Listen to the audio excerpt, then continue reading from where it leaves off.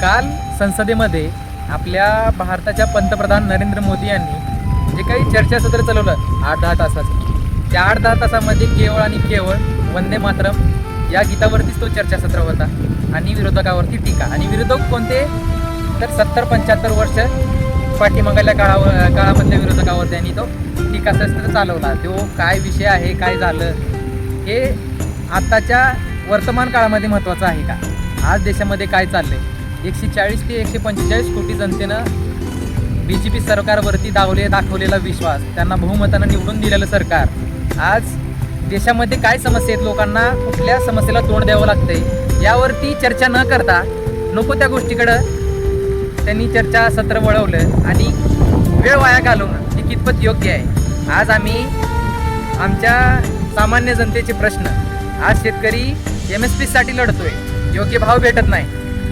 विद्यार्थी नोकऱ्या भेटत नाहीत म्हणून लढत आहेत, एकतर परीक्षा होत नाहीत, परीक्षा झाल्या तर त्यामध्ये गोंधळ होतोय, पेपर लीक होतात, भरपूर साऱ्या घटना आहेत, अनेक स्त्रियांवरती अत्याचार होत आहेत भारत देशामध्ये, बेरोजगारी वाढली आहे, इतकी महागाई, आणि सगळ्यात मोठा आता महत्त्वाचा मुद्दा म्हणजे डॉलर आणि आपल्या देशाची करन्सी याचा विचार केला तर 90 रुपये खाली पडला आहे रुपये, त्यावरती काहीच बोललं जात नाही.